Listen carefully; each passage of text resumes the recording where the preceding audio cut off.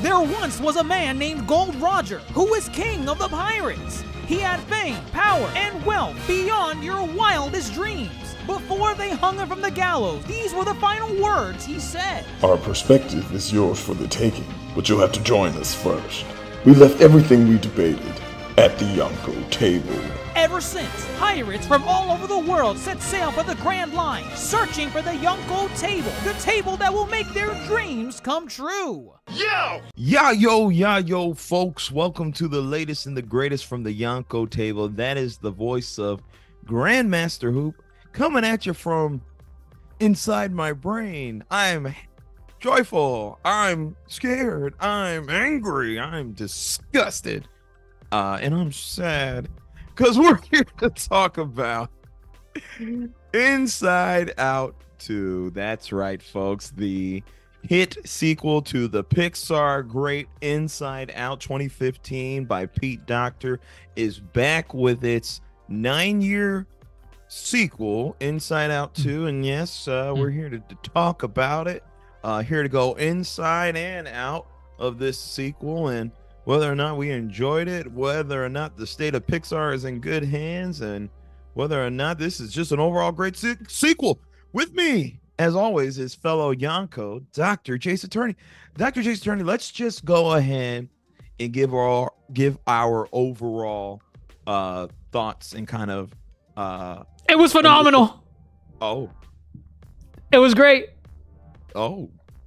The Pixar's biggest success in the last 8 years. Whoa. It was fantastic.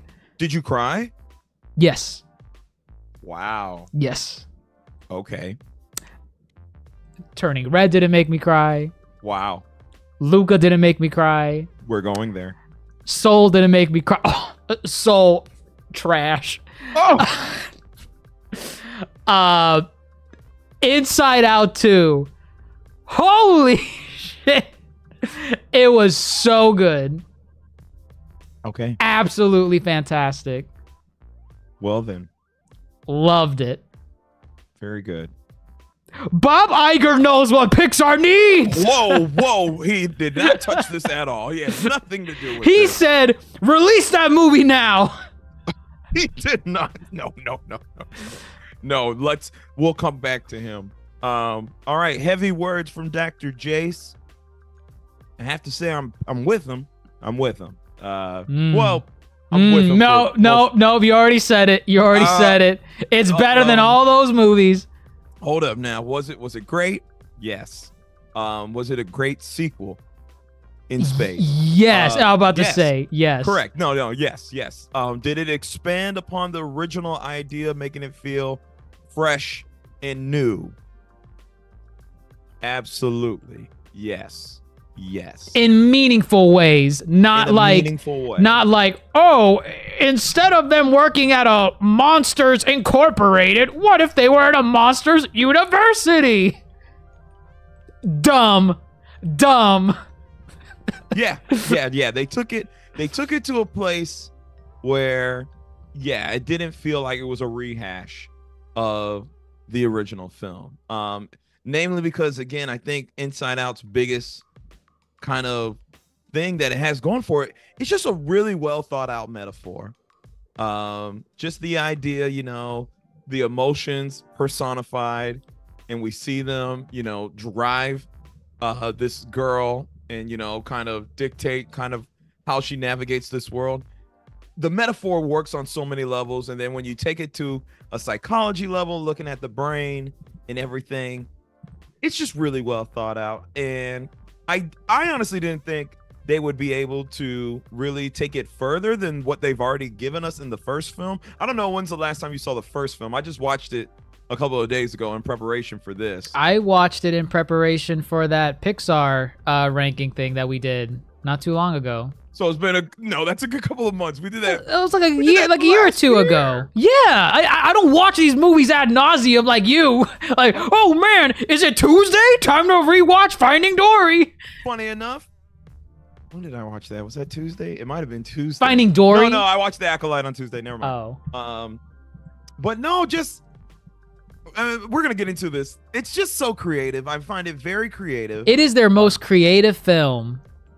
And I feel like this will probably segue into that topic. This is their most creative film, I want to say, since Coco. I will say since Coco. Creative. And I use that word creatively to emphasize Pixar is at its best when it creates worlds. At its best. You go back into their catalog from the 90s, 2000s, and early 2010s. You look at all those greats, all those classics, and what's the key factor in all of them? Toy Story, Bugs Life. I don't care what you say about Bugs Life. Bugs Life, Finding Nemo, Incredibles. They're worlds. Worlds of aquatic fish. Worlds of space in WALL-E, worlds of superheroes. When they make a world, when they want to make a fun movie, Pixar excels. Excels. When they want to tell more personal stories, I'm not going to say they're bad. I like some of their personal stories. I like Turning Red. It does not compete with Finding Nemo. I'm sorry. It doesn't. They're different films. They are Pixar films, and they all can compete with each other. Phenomenal world building is what makes Pixar great and what puts it on the map. Inside Out 2 is a reminder that they are masters at their craft in creating worlds. I'll take it a step further here. Stay with me. I don't know. No. Stay with me. No. Yes. Tentpole to success of Pixar. One being world building. I agree with you. If the world is inviting and you are able to, engage with the world and what's going on, that's Pixar at its prime. That's when Pixar's in its bag. But I also feel at the core of a lot of Pixar stories, this is true, the plot is rather simplistic, and it's how they execute the plot is what really, for me, drives home a great Pixar outing. And, I think it's more or less the execution sometimes lacks in a Pixar film in recent years. Turning Red not being one of them. Yeah, it is one of them. It is one of them. And this is not me coming from a place of hate of Turning Red. I liked Turning Red. Turning Red was a good movie. It was not a bad movie. But it starts to become a problem when people say, no one in this room, Turning Red's the best Pixar movie ever made. It is. It's the best Pixar movie ever made. Better than Toy Story. Better than Finding Nemo. Better than The Incredibles. It's just better than all of them. No, it's not. Nowhere close. I'm going to let people think what they want to think. I will say this. Inside Out can be argued to be one of the greater Pixar franchises with 2 films in. I think it is. Yeah, I think you can make the argument. If you put Inside Out in your top 3, I'm not mad at you. Yeah, it's up there. I would even say it's probably, even before the existence of this second movie, if you were to make a tier list of listen, at some point, Pixar is going to make sequels to a number of these films because, they're going to want to have guaranteed successes throughout the years. Which film deserves a sequel? I think most sensible people would tell you Inside Out deserves a sequel, only because it's about the human experience. In Inside Out 1, it's mainly just, being a child and managing your emotions through the core emotions like joy, sadness, all that stuff. But that was just Riley at, how old was she? 8, 10? Probably 10, 11. Okay. Yeah, a preteen. A preteen. Yeah, preteen, yeah. But there is just so much potential in expanding that beyond that, because the human experience is complicated and it grows ever so much as you grow older. I knew at some point Pixar was gonna do Inside Out 2 with Riley as a teenager. That is just ripe for the picking. You could do a lot with Riley as a teenager. As to what that was gonna look like, I couldn't tell you, but the potential is there.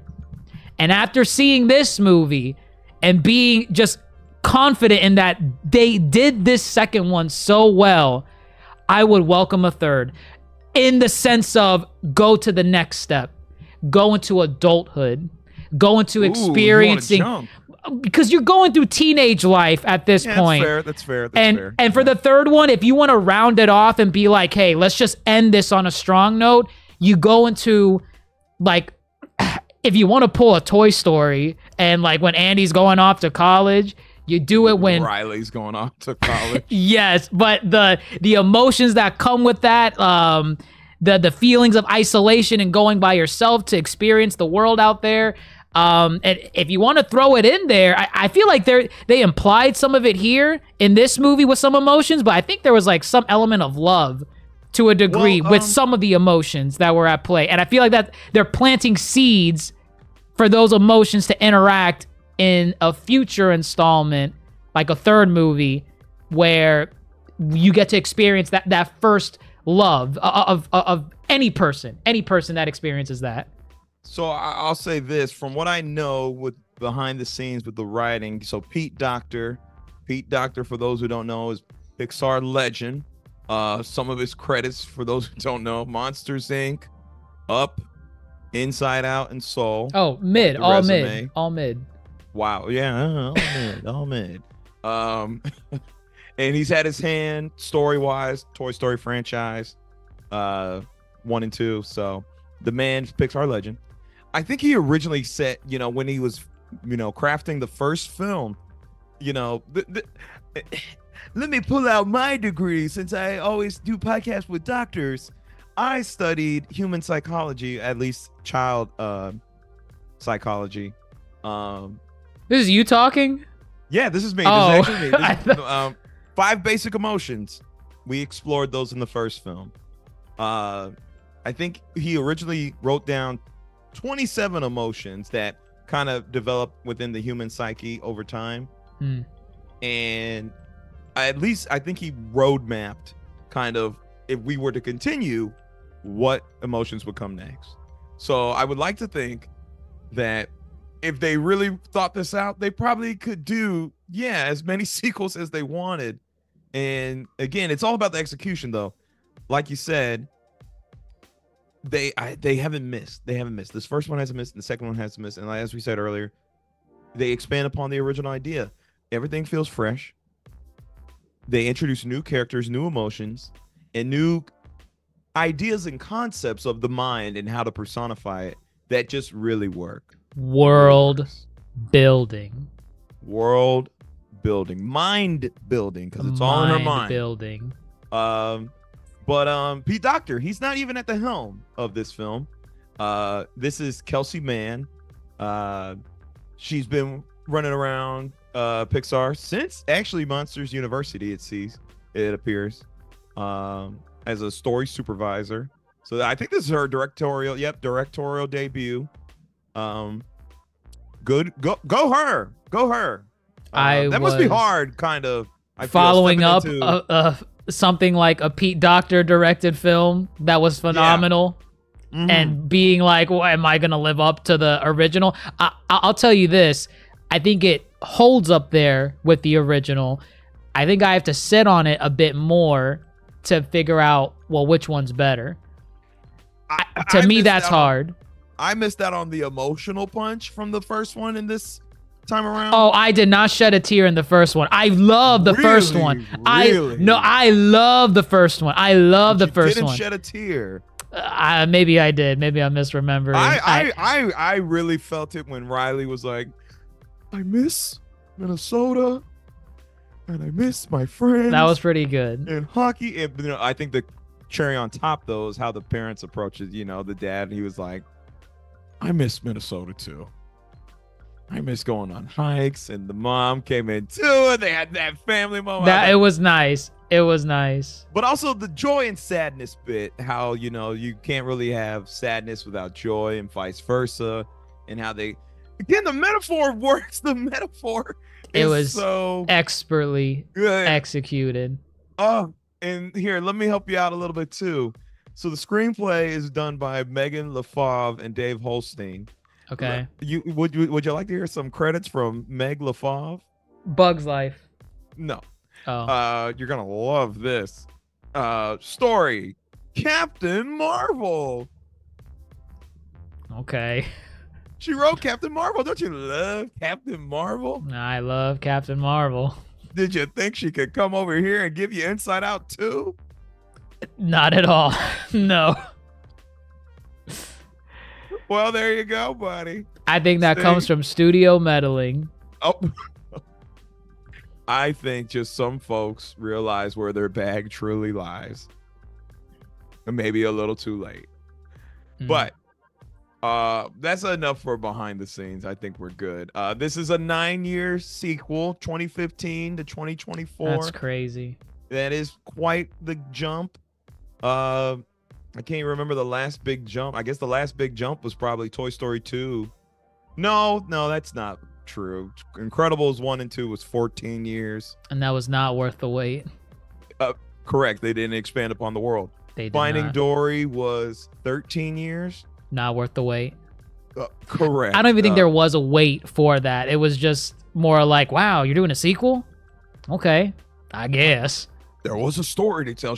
We had to find Dory. We had to find Dory. Incredibles 2 at least was expected. Like people wanted a sequel to Incredibles. Yeah, but then they just gave you the same old. Right, yes. Right. The second one was terrible. And I think they greenlit a third one recently. They're talking about it. There goes your Bob Iger influence right there. But yeah, no, 9 years. We're back inside Riley's head. She's 13 now. We got our 5 emotions: joy, anger, disgust, fear, and sadness. But hey, Riley's turning 13. So and here's where I thought, again, when you go back and watch the original movie, that puberty bit, the puberty button is introduced. It's there? It's there. It was a gag, right? Like it was a gag. It was a gag. Yeah. And you didn't think anything of it. Right. I thought that was great. How they reintroduced it here, how it wasn't a gag. I'm getting ahead of myself. I like how sadness, they have learned their lessons from the previous movie. Sadness is now a team player. They're letting Riley cry when she needs to. Correct. There's development. It's progress. Right. And I mean, I'm jumping a little bit ahead, but I think they also took the criticism of the first movie where it was more or less an adventure of joy and sadness. Where the other emotions, they were just kind of like holding the fort down while joy and sadness had their own adventure. And I feel like people's criticism was, I want to see them together. I want to see the 5 emotions go on the adventure and experience it together. And you get that here. They all go on the adventure while the new emotions, the new characters hold the fort down. And they're kind of like I don't want to say they're not villains. They're not villains. They're antagonists. They're an obstacle. An obstacle. Well, see, the fact that we're going back and forth with this is because it's complex. Emotions are complex. I don't know if you noticed this in the beginning of the film, and you can kind of tell in your background how so the film, she's 13, she's experiencing different emotions, but before we meet the new emotions, you see the mixed colors of the memories. Oh, yeah. Like there were some times where, and again, I feel the film does this really well, where like joy would take over where it really should have been a new emotion, because they didn't know how to process these emotions. They didn't know how to handle these emotions. And I was like, oh, I see kind of what's going on. Like they think it's a feeling of disgust, but really it's like a feeling of embarrassment. And so when you had the 5 basic ones, it was like, yeah, I could try to be happy, but that's not really what I'm feeling. And I just feel that was an inkling of what is to come, obviously, in this film. And I thought that was creative because I was like, it's kind of like a blink and you miss it moment, but I think that's what they were going for, which I really like. One of the big new things that were introduced in this film, though, is the core beliefs, the core values. The core value, the sense of self. The sense of self. Excellent. That's world expansion. World expansion. That makes sense to me, that your memories, your core memories, are going to define who you are. Right. You're not just a bundle of emotions where you... God, it's so ingenious because as a child, you don't really have a sense of self. You're kind of governed by, are you happy today? Are you angry? Are you sad? But as you grow older and you become more self-aware, your personality starts to develop into who you are. This was ingenious. I'm sorry. This was... I like how the trailers, and maybe I didn't see all the trailers. I know I saw the ones that introduced the new emotions, but I had zero expectations on what the plot was even going to be about. And that part of me was kind of nervous a little bit with how the film was going to be, because in the trailers that I saw, you see all these new emotions, and they're there for gags in the trailer, and I'm like, is this just gonna be another like silly adventure where like anxiety is like, you gotta learn to respect me, Joy, and envy, I didn't even know envy was in the movie, but similar to what sadness was, right, where Joy was butting heads with her saying, no, you stay back there, do not come over here. Were these new emotions just gonna be that same thing? And this is after we've had movies like Incredibles 2, Finding Dory 2, sequels that are just repetitious of what the original films were. And I'm like, well, I guess this is it. I guess they're gonna ruin the Inside Out universe by making the same film twice. But they didn't do that. I was shocked by the self. I could be wrong. They did not show that in the trailer. No, the self was not in the trailer. I love that. I love that. It should not be in the trailer. It was great it was a welcome surprise, kind of, because once they introduced the self, I was like, this makes sense to me, because as like you said, you start to develop your sense of self. But what's the one thing that's going to come in and kind of ruin your sense of self or make you question it is when you go and enter, say, puberty, or you enter a setting like middle school or high school. The need to fit in. Correct. And you start picking away at what defines you so you can fit in. And so I don't want to say Inside Out 2 is not fully repetitious. You know, they do go on an adventure in the back of the mind. They have to get back to the console. Oh, you know, yeah. That part is the same. I think what separates this from, say, like being repetitious like Incredibles 2 is that the control of Riley and how these emotions control her, the metaphor builds upon the reality. Yes. Or vice versa. Right. You know? And so with that said, you have the input is the same, the output is different. Yes. All right, like Incredibles 2, they inputted the Incredibles again. The output was the same. Right. You end up at the same destination that you were in from Incredibles 1. Right. You barely moved at all, if any. Right. I think Incredibles 2 was probably the worst offender when it comes to like this form of repetition. Yeah. It was just copy and paste the same movie. And part of it also was, I don't want to give him too much credit, but part of it was that delay by a year that I think, right, they switched around the release date for Toy Story. I'm pretty sure. With Toy Story 4, I think.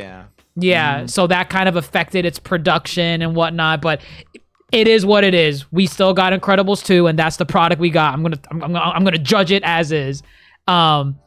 Yes, this movie, it does have the same plot beats that more or less the first one did, where you're going on an adventure, you're going to the back of the mind, you have to return to the front of the mind and regain control.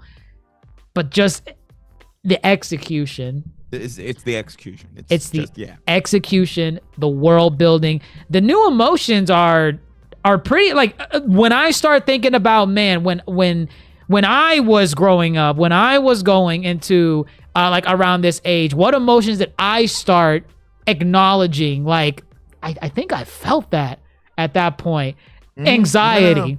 And I liked how anxiety was not, oh my God, no, this was phenomenal what they did with anxiety, because what they could have done was what any other lazy studio would have done with anxiety, and that was just being nervous. Like, oh, I'm so nervous, like I can't, do anything properly. I thought that's what anxiety was gonna be, and that's part of me was like, oh, anxiety's gonna be so predictable.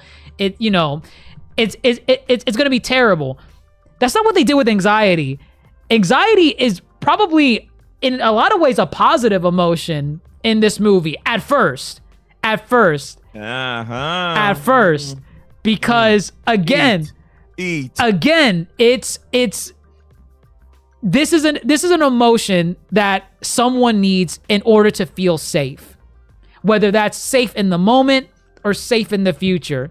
And that's what anxiety was doing at first. She was doing things that kind of helped Riley make decisions that helped, determine her future. Obviously, that got taken to the extreme by the end of the movie. But at its core, they're just trying to help Riley. Yes. And I love that with things. I feel like you give this same concept to any other. You give this concept to Illumination Studio, and you tell them, do what you can with anxiety. You do not get the same product. You do not get the same banana. Oh, anxiety, banana. That's what you. Steal the moon. I hate it. Funny enough, no, I was thinking of other studios and other films. I feel we've seen anxiety a lot. I mean, it's excellently done here, as you're saying, because it was a build-up. Anxiety was a build-up the whole movie, and I feel that is what anxiety is. And we obviously see what that build-up did to Riley. And I was like, man, I didn't want to compare, but I was like, damn, who did it better? Or did they do it equally as good in different ways? Who are you comparing? I thought of Puss in Boots. Wow. The Last Wish. I love Puss in Boots. They handle them different. I'm going to say this one did it better. I think this one only works better because it's the physical manifestation of we get the metaphorical manifestation of anxiety, the character, and then we see it in Riley, which again, this is why I find these movies so great. Is it's a layered story. It's an onion. Layered, it's an onion because we see it in Riley and what's physically happening to her, and then we get to physically see what's happening in her head. And yeah, just given the end of the movie and the climax, spoilers alert for folks who haven't watched it yet, the anxiety attack. I did not see the anxiety attack coming. But I think that's because how engrossed I was in the moment, where I was wondering, how are they going to put a stop to this? And how that anxiety builds and builds and builds. It was genius. Yeah, yes, geniusly done. Maya Hawke, shout out to her. I didn't even know that was her. It was her. She did great. She did great. I felt the anxiety. I was like, damn, did I used to plan out my life like this in hopes of anything? And again, yeah, you mentioned it earlier. That's that connective tissue that I think really makes these films really engaging. Is you can relate. It is a human experience. And again, it's a simple plot. Riley's at a summer camp. She's going with her best friends. Her best friends are going to a different school. If you ever had that experience, we are here. We're together, And then she wants to impress and leave a good impression with the girls who are going to be at her new school. That's a simple plot. It's a simple plot. Ain't no half lagoon monster looking thing trying to come out the water and be friends. Ain't no, my grandfather was killed by his best friend, seize your moment type of deal. It's a very simple plot. It's simple. Simple and clean. Wow. I think when they go the fantastical, I think that's what I wanted to use. Fantastical. When the movie is and what I mean by that is like kind of like going back into the world building, imaginative, fantastical. Yes. Inside Out is a fantastical movie, grounded in the human experience, but it's fantastical. You have this world of emotions and how the emotions govern you as a person. And again, that goes back into like Incredibles. Incredibles is fantastical because it's a world about superheroes. Finding Nemo, fantastical because it's a world about aquatic life and how that aquatic life goes about its everyday life. Toy Story, same thing. And here, it's fantastical. Turning Red's not fantastical. Whoa. It has fantastical elements, which is different. That's different. Fantastical elements. It's a personal story, first and foremost, and then it adds in, oh yeah, she could turn into a red panda too. That's what I feel like it needs to be the reverse. It needs to be the reverse. You do the fantastical element first, and that subplot, the foundation that holds the film up, that's how you get an A+ Pixar movie. Hey, look. That's what they did here. Like I said, coming out of the theater, I think actually Turning Red and Inside Out are actually very similar films. I think I agree they're similar. One is superior to the other one. I actually am grounded more in the human element of Turning Red. That's disgusting. Than I am the fantastical element, which again is just a metaphor for girlhood and womanhood and that transcendence. Which is why I think these films are very relatable. I mean, both of them are, well, except for the first Inside Out, they're headed by women. They're headed by women. They are. Let women in the Pixar's writers' room. I think they're in there. And they should stay. There's anxiety, envy, embarrassment, and ennui. I thought it's a stacked cast. What was the boredom one? Ennui. So ennui. I had to look it up too. Ennui. Here's a feeling of listlessness and dissatisfaction arising from a lack of occupation or excitement. Okay. Interesting. I guess so. The boredom, as they described. Yeah, it. Most people will call them boredom, but I mean, ennui, I guess, rolls off the tongue more. Well, it's cooler. Ennui is French. And they're voiced by a French accent. I mean, a French actor, Adele Exarchopoulos. I'm not sure if I said that right. Don't know her from anything other than this movie, but I had fun with all the new emotions. Envy, played by Ayo Edebiri. I don't think you watched The Bear though. Oh, you saw. I know who she is. She's the new cook. Right? The one that comes into the restaurant? Sydney, yeah. Yep. Or Bottoms. Bottoms. You know you like Bottoms. Let's stop. Yeah, no, I thought they were all fun. It's a stacked cast. I never felt that the film didn't give enough time to everybody. I thought we had enough time with Riley, the new emotions, and the old emotions. Or did you feel that maybe some folks got short?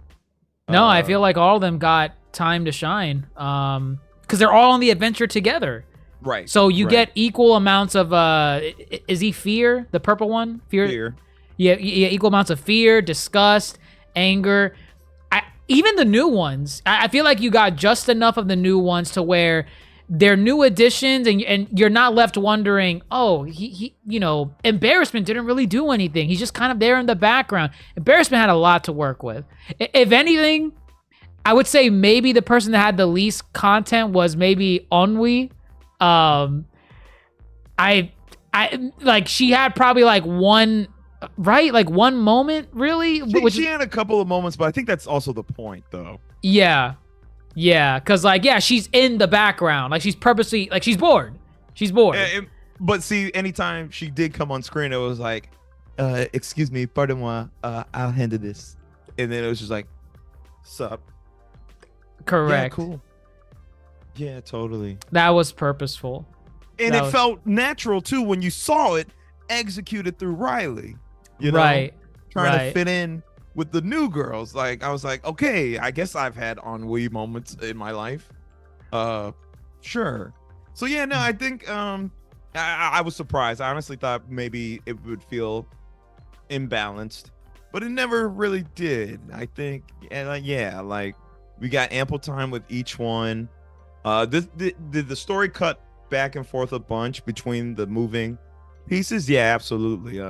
Sadness had to step up here. They made her step up with regards to you know, she's not in the back of the mind venture this time around. She's you know, having to, you know, be proactive here, which I like that too. It's development, it's growth.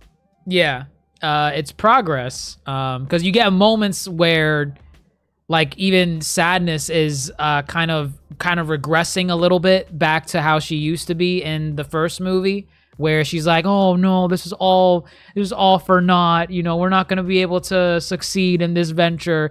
And were Joy to just say, no, get back there, stop doing that, that would just be regression. But she doesn't do that here. She re-encourages her and says, no, you got this, Sadness. Riley needs all of us. She needs you. She needs me. We're doing this. And I like seeing that, because that shows whatever happened in the first movie had consequences as to how they act right now. Correct. They're real characters. And actually, I'm glad you said real characters. They're real characters. They're not just the emotions that they personify. So whenever the movie kind of went into that, like, you know, Joy had her moment where she was like, do you know how hard it is to be happy all the time and be positive all the time? That was real. I think Anger, you know, he even said at one point, you know, why do I always got to be the hothead? And like you said, yeah, Sadness, she grew. And yeah, I feel everybody had a moment, even Disgust and Fear. I don't feel maybe their moments were as big, but I do recall moments within the story where they stepped up, whether it was during the brainstorm or oh my god, just the brainstorm, the subconscious stream. I like seeing these. Let's talk about them, because that stuff is good. That stuff I think is what makes Inside Out really entertaining. So the brainstorm, that's new. That's something new. That's nice. I like that. Small ideas. Big idea. They were big ideas. You had stuff like that. You had the subconscious stream. The stream of consciousness. The stream of consciousness. So that one's interesting because in the first film, it was the train of thought.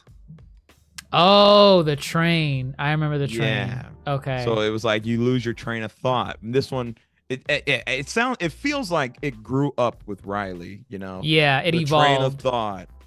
The stream of consciousness. We added like 2 more syllables. It's a bigger word. You know, which one you're going to have to spell on a spelling test? Train or consciousness? That's the hard part. I like that. It grew. It grew. Yeah. The sarcasm. The sarcasm. That one was in the trailer, but I like how it actually happened in the film, you know? Right. Right. How like they talk. Sarcasm. It was pretty fun. What was the bank one where like they're in a vault? What was that? Oh, that was I guess just her secrets. What she's holding secret. Was that what it was? Or, yeah, pretty sure. I mean, there was the dark secret, but was the actual location just? It said the vault, so I just imagine it was just for secrets. Oh, okay. She locks away the stuff that she does not want to remember. Right. Right. No, she knows it's there. She doesn't want to admit it. She doesn't want to admit it. She doesn't want to admit it. So that's where you get introduced to like the dog. Blue. It's not Bluey, but what? I was like Bluefy or something. Bluefy. With Pouchy. It's a mixed bastardization of Dora the Explorer, Blue's Clues, Bluey, and it's ingenious. That bag is so freaking funny. The way his eyes are like cross-eyed. What do you need? Do you want a tape? A piece of dynamite? That's self-referential too. That's Mickey Mouse Clubhouse. Oh, Toodles. Oh, that is Mickey Mouse Clubhouse. Yeah. Wow. And, oh my gosh. Well, again, animation style too, because that was all great. Because Bluefy was like 2D animated. Yeah. The video game character who she had a crush on. That was ingenious. That's how I know people our age are now making those movies. Oh, absolutely. Because like look, like he was even like low res. He was like low res, right? He was like 480p, 480i resolution. He looked like a PlayStation 2. He looked like a PS2. And even the movement, like he's like bumping into walls and. Oh yeah, he started doing that that CP thing when people try to act like a CP. Yes. I loved it. I loved it. That character was just a mix of like all of the Square Enix heartthrobs, like Sephiroth, Anime Boy, Cloud, Riku, every one of them. Absolutely. Oh, and God, jeez, the violation of the pouch. Good luck finding anything. That pouch. I was a little disturbed, but that was so funny. Stop. Yeah, correct. That might have been no. It might have been the funniest bit in the whole movie. I thought, yeah, no, absolutely. Oh man. I think that's it for the gags. I don't. I mean, it was funny. The movie was funny. When Joy did her paper mache bit too, when she was talking about the plan, they're like, Joy, you never plan anything, and she's like, oh no, I got a plan, and they went paper mache. I don't remember that. It was in her mind, like she was. Oh yeah. Okay, yeah.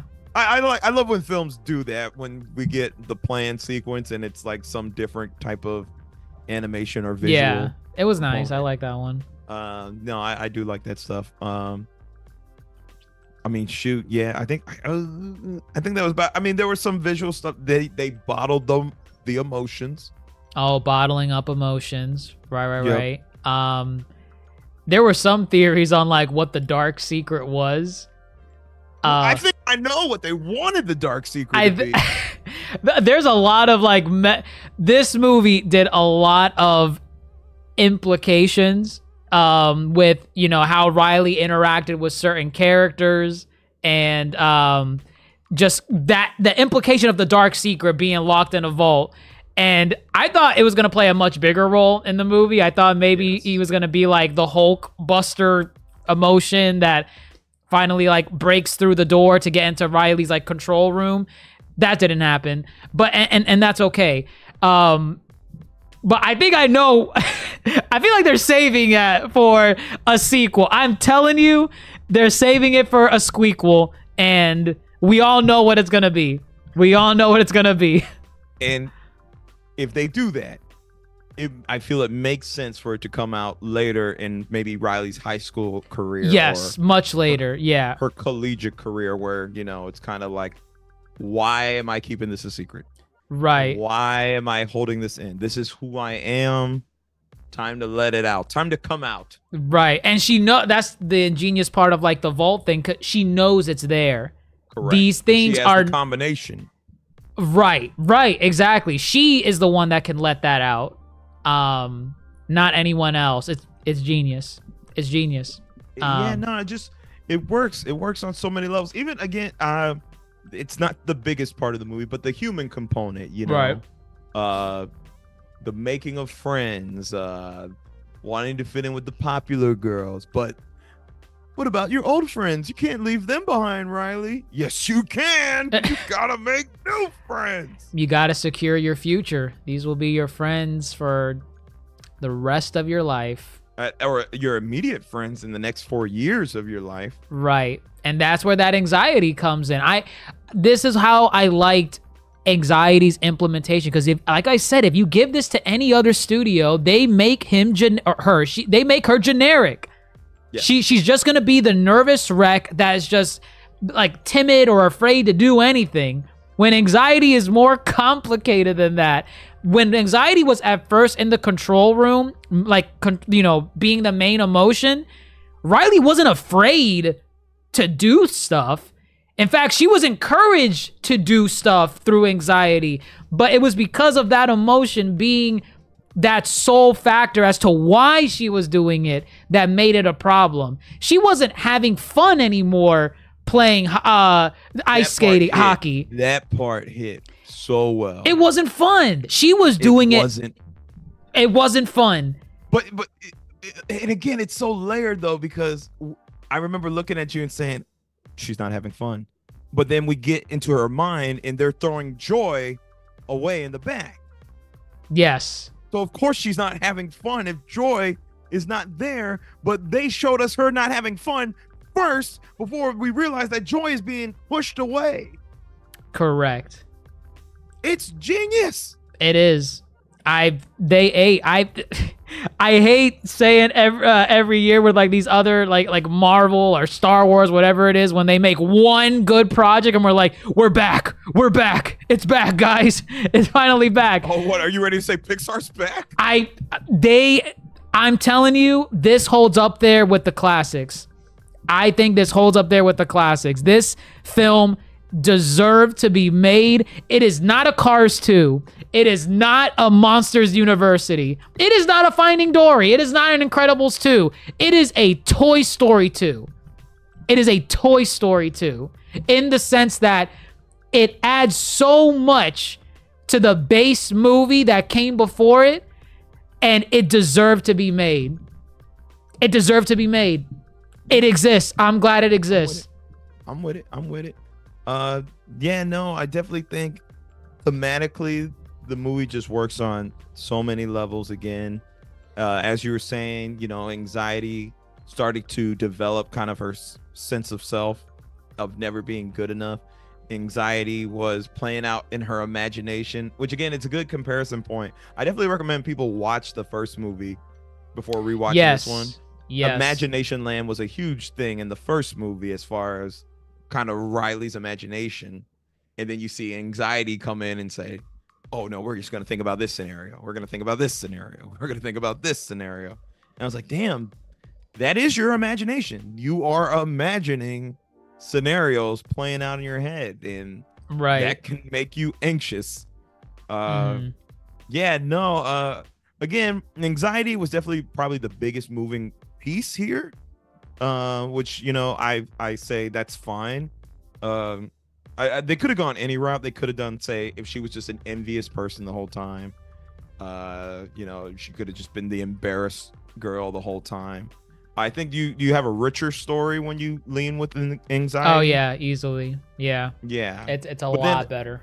Yeah, absolutely. Again, I do feel that it was balanced though, and by the conclusion, you know, we're at peace. We're at status quo. There's balance. Learn to cope with all these new emotions. You may not even have it right the first time, but you're progressing, you're moving, you're trying. Yeah, that was even the message by the end of it, where even our heroine, Joy, she was making mistakes in the beginning of the movie, and in putting those negative thoughts, kind of like what she did to Sadness in a way, but now putting role reversal.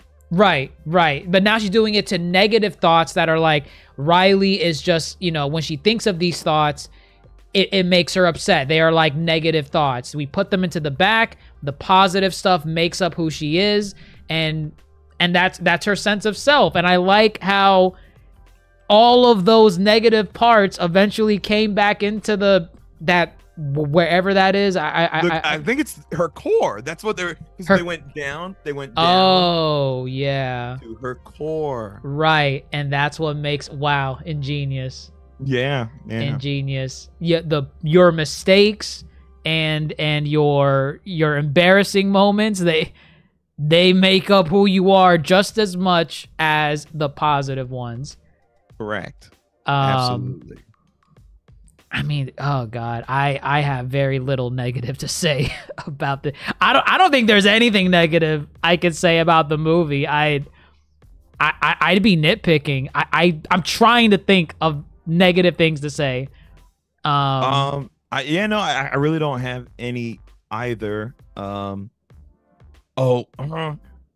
was one other thing I forgot to mention. I like the part where where she ate that protein bar and Disgust was like, why would she eat that? She doesn't eat that. Oh, it's like cardboard. Yeah. When you push aside your emotions to fit in. Yes. That was pretty funny. I thought that was very clever to see. I really, again, my biggest thing when I compare it to the first movie and my overall enjoyment, and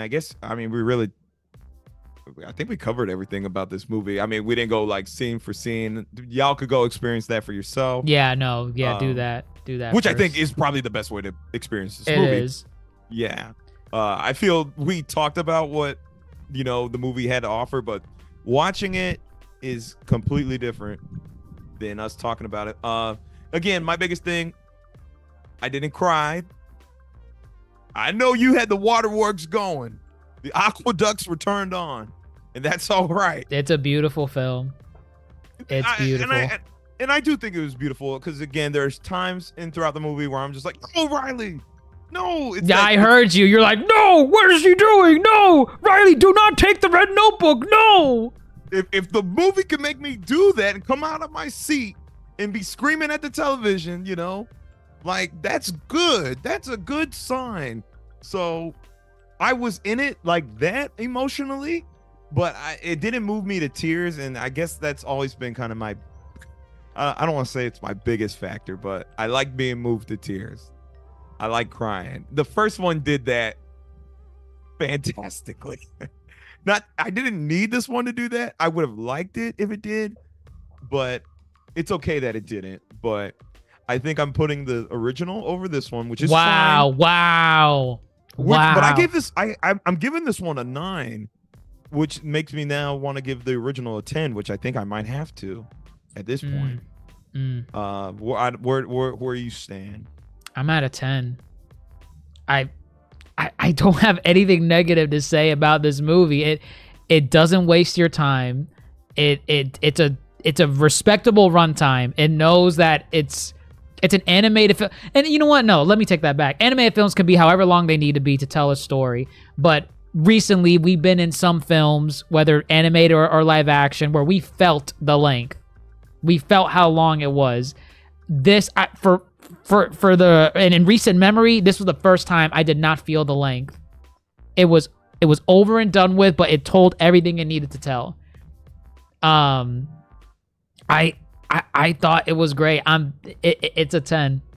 It's a 10 for me. I can't think of anything negative to say about the movie. And I say that in confidence, knowing what we've gotten from Pixar in the last 5 to 6 years. So when was your last 10 from Pixar? Chronologically, like, when was your last? Yeah, chronologically going backwards. When was your last above a 9? Above a 9. So a 9, 9.5, 10, anything between. Funny enough, I know I have a list somewhere on my phone that ranks the Pixar movies, but if I'm going to go off of memory, the last... Oh, here it is. Without looking at it, because I just found the list, but without looking at it, I would say Coco. Coco was the last film, and it goes back to what I've been saying this whole time. Coco is a fantastical movie. I'm not saying it's like it's a great movie, but when I say fantastical, I'm not saying the movie is it's great. No, it created a world first,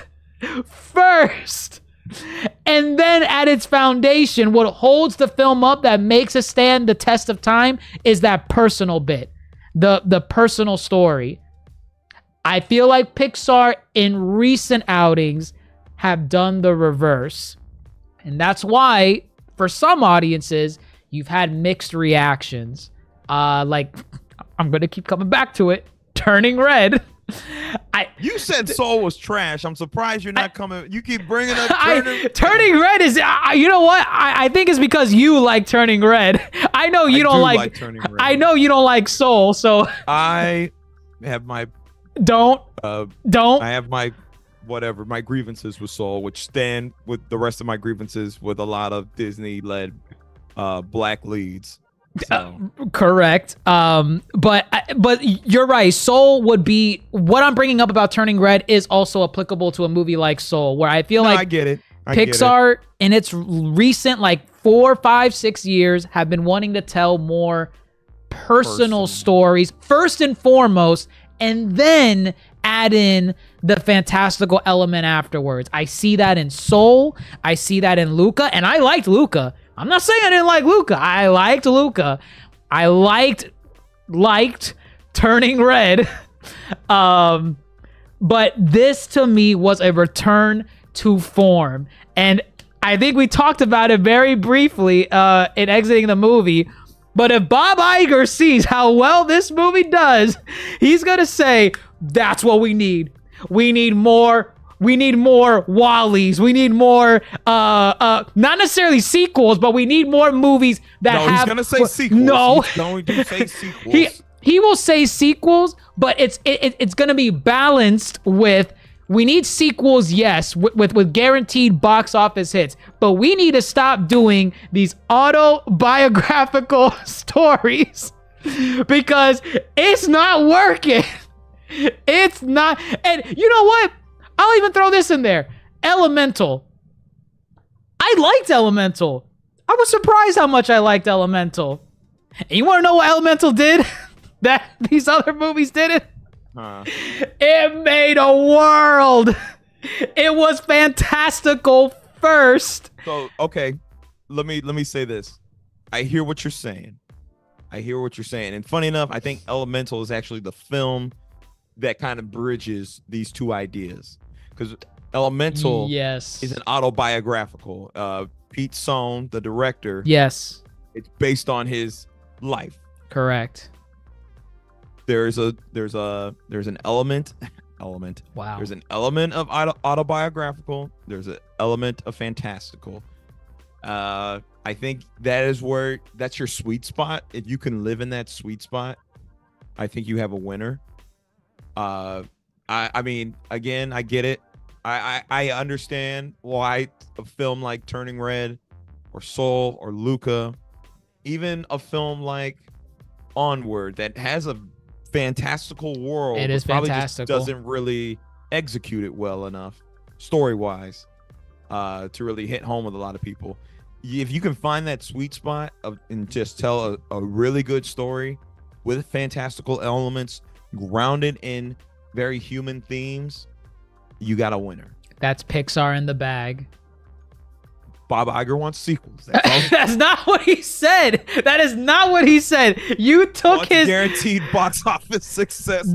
I don't see originality in that game plan. I think it's there. Bob Iger, he was in it in Disney and Pixar's heyday, and I think he's gonna bring it back. I could be wrong, but I'm hoping he sees what this movie did and says more of that. Hey, look, it's summer. Our theater was empty. I'm worried. Our theater was empty? Our theater had more adults than it had children. I know one movie that's going to pack out a theater with children and has nothing to do with Inside Out. What movie is that? Despicable Me 4. You know good and well, because they don't got a choice. Despicable Me 4 probably won't come to Peacock for months. They gotta go watch it in theater. I know too many people who are saying, I'm gonna watch Inside Out 2 on Disney Plus. Wow. There's a problem.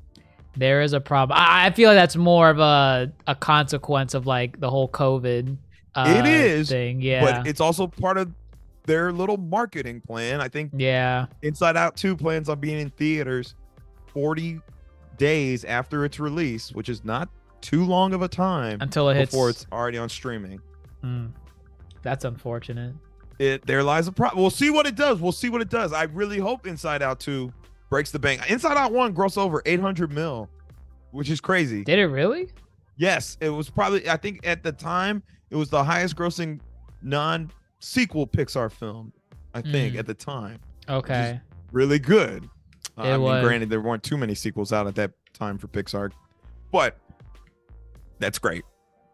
So I wish the success for Inside Out 2 and the Inside Out franchise. I think they killed it. Yeah, the only bad thing I have, Mindy Kaling and Bill Hader did not return as Fear and Disgust. I was wondering, yeah. So Mindy Kaling did Disgust, right? Yes, correct. And who was Anger? Bill Hader. Bill Hader. And who was Fear? Was Bill Hader was Fear? Fear. Oh, okay. So they got recasted. They paid everybody more money except for them, if I'm not mistaken. Oh. And the problem was formed. Okay. Or they asked for more and they didn't get it. I thought it was that. I thought it was that I didn't think it was they paid everyone more and not them. I thought it was they asked for more and they said, no, we're not giving anyone more. And no, they gave Amy Poehler more. It's Amy Poehler. I'm sorry. She's the main character. I'm sorry. Listen. I wish they would have just given it to everybody. No. You give your raises to Woody and Buzz, not Ham, not Mr. Potato Head. Completely different, but whatever, sure. But yeah, no, interesting. I knew they sounded different, but still the same. These two did fine for me. It wasn't egregious. Right. You know. Right. Who voiced Envy? Liza Lapira. Who was that again? I only know her because I just saw The Equalizer on the show, the series, on CBS. I know she's on that. That's about all I got. And then I wonder how much embarrassment got paid because he had like one line. Paul Walter Hauser. I guess enough. They should have given it to Patrick Warburton. No, Paul Walter Hauser. He's been doing good stuff lately. If you know what does he him. do? He did that Orion in the Dark movie. If you're familiar with that, I think I've heard of it. I haven't seen it. He did that. He's Stingray for my Cobra Kai fans. Cobra Kai. I guess. And he was Horace in Cruella, one of Cruella's little henchman friends. Oh, okay. Yeah, I know that That's one. probably the most recent stuff, but he's got good credits.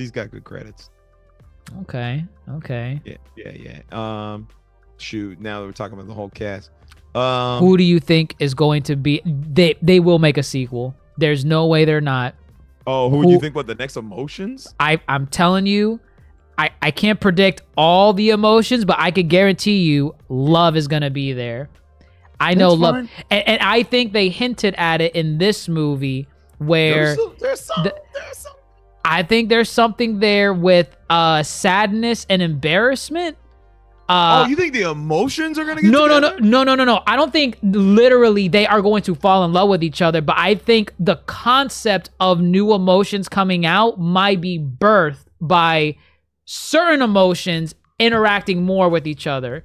That would be interesting. And I did think I see what you're saying. Fear had a thing for anxiety, which naturally fear and anxiety kind of go together. Yes. So. Embarrassment and sadness. I was trying to piece together sadness a little bit, but like I was thinking of embarrassment like, oh, that can birth to a love or infatuation with someone because you're going to be embarrassed. You're putting yourself out there and hope to be accepted. So I saw the embarrassment one. I was trying to piece together sadness, but because, she was the one that was, I saw them give a look to each other and I'm like, they did. You're not wrong. You're not wrong. I'm like, oh, is that something? If that's a thing, that's a very bold direction for the film to go in, but I guess I'm with it. I trust them. And it doesn't necessarily have to be they give birth to the love emotion. Right. It has to be that. But I know if they're going the route I'm thinking, I think love is going to play a role. in I mean, I think a potential third movie. I think Riley even might have had eyes, similar to what we were talking about the Vault. She might have had some eyes for the team captain. Yeah, there was some hand-holding moments. I think there were implications. I think there were I know good and well some folks are probably going to look at this and be like, gay. Give it the stamp of approval. I'm going to be like, happy Pride. Wow. It's Pride Month. Wow. Interesting. And they're all different colors. Whoa. A deep cut. There it is. There it is. Look at Disney subliminally celebrating Pride Month. This is where it's good. It's all about the message. It's all about the themes. Fantastic movie. 10 out of 10. 9 out of 10. You'll grow to a 10 eventually. We'll see. We'll see on my second watch. It took me years to rewatch Inside Out, but we'll see. We'll see. We good? I think we're good. Okay, I think we're good, folks. That is it from us here at the Yonko table talking about Inside Out 2. That's right. Again, the hit sequel to 2015's Inside Out. Inside Out 2 is out now. Goodness, thank you for tuning in and listening to us on your various podcast stations, Apple Podcasts, Google Podcasts, Spotify. And goodness, thank you for all your support on social media, Facebook, Twitter, Instagram, YouTube with Dr. Jace, TikTok. And of course, if you like everything we said and if you ever want to talk to us, we got that Discord link in the chat. So feel free to pop off if you think Riley is still looking at her Mount Rushmore of boys in her head while we think otherwise about this team captain. Please sound off. Let us know. Were there characters in there that we were supposed to recognize outside of the video game character? There was a boy. He was in the first movie at the very end, like right before the credits or like while the credits were rolling. You recognize that kid? I did, because I just watched it. And he appears in the short. Oh, there's a short. Where Riley goes on her first date. Okay. He's her first date. Okay. So he's on there. Okay. And I think some other boys on there too. Her like ideal teen crush heartthrob is on there. Okay. Like a pop if star. y'all think, yeah, something like that, yeah. But if you think